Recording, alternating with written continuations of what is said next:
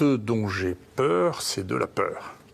Donc la peur fait des comportements extraordinairement dangereux. C'est pour ça que j'ai parlé de la débandade de 1940, où il y a eu plus de morts à cause de la peur de la défaite que de la guerre, quand même.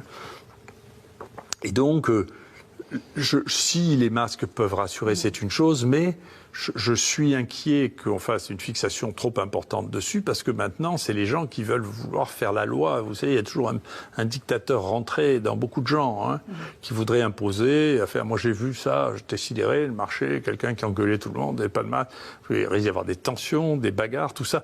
Donc, moi j'aurais préféré qu'on reste à un niveau de recommandation plus que d'obligation, parce que j'ai peur que ça devienne encore quelque chose de clivant, de conflictuel et de dangereux. Et donc, je trouve qu'on a une société d'une immense fragilité qui surréagit à la moindre peur sans que ce soit justifié dans 90% des cas. Ici, honnêtement, il n'y a pas plus de morts cette année que ce qu'il y en a eu en 2017, en 2018, 2019 et moins qu'en 2017. Donc, c'est quand même pas la peine de mettre le feu au vieux port. Vous voyez, donc, il faut se calmer. Il faut faire des recommandations de bon sens, je crois, mais je redoute, dans une société qui est aussi fragile et aussi nerveuse, si vous voulez, toutes les mesures qui augmentent cette tension qui n'est pas justifiée par les nombres. C'est justifié. Ce qui se passe, et l'analyse que l'on fait, qui est peut-être, je sais que je fais peut-être de la peine à mes amis qui vivent en Île-de-France ou qui vivent à Paris, c'est que plus on s'affole, moins on soigne bien les gens. C'est ça ce qui s'est passé. C'est la désorganisation liée à l'affolement. Et que donc, on n'organise pas de lutte en ayant peur. Ça se fait pas. Il faut enlever ceux qui ont peur et il faut mettre les gens qui ont du courage devant. C'est comme ça qu'on gagne. C'est pas avec les gens qui ont peur. Les épidémies disparaissent toujours, Donc les épidémies de peste du Moyen-Âge, ça s'arrêtait aussi. Vous voyez, donc il y a les épidémies de variole, c'est très bien décrit, les épidémies de variole au cours du XVIIe, XVIIIe siècle. Il y avait des épidémies de variole, puis ça s'arrêtait. Il y a des épidémies de rougeole, puis ça s'arrêtait. Donc comment ça s'arrête et pourquoi ça s'arrête? Encore une fois, on a toujours spéculé que c'était le taux de protection, d'immunité de la population, mais ça n'a jamais été démontré, c'est pas clair. Donc là, vous n'êtes pas inquiet de cette reprise potentielle de l'épidémie?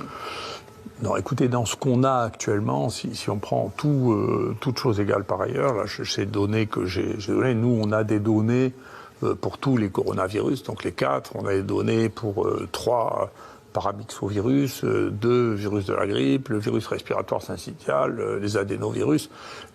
Cette maladie-là n'est pas plus mortelle que les autres. C'est les maladies virales respiratoires qui arrivent jusqu'à l'hôpital. Leur mortalité est de 0 à 1%. Là, on est très très loin de 1%. On est beaucoup plus bas que ça. Moi, je crois qu'il va falloir se mettre à l'idée que c'est rentré dans le paysage.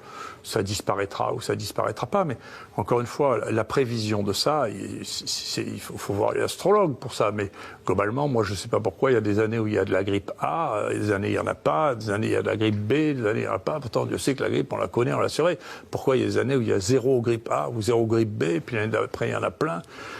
C'est incompréhensible. En 2017, la grippe a tué plus que le Covid a tué cette année. Plus vous testez, plus vous trouvez de cas, mais dans les cas qu'on trouve, on est en train de regarder, les cas, ce qu'on trouve maintenant et ce que l'on trouvait en février ou en mars, ça n'est plus la même maladie. D'accord?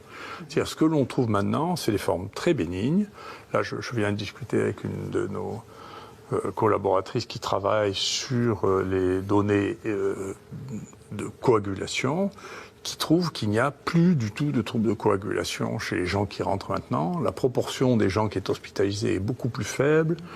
On n'a eu aucun mort sur 1000 personnes. Il y a eu un mort, mais qui est vraiment... le Covid a joué un rôle extrêmement mineur dans sa fin de vie.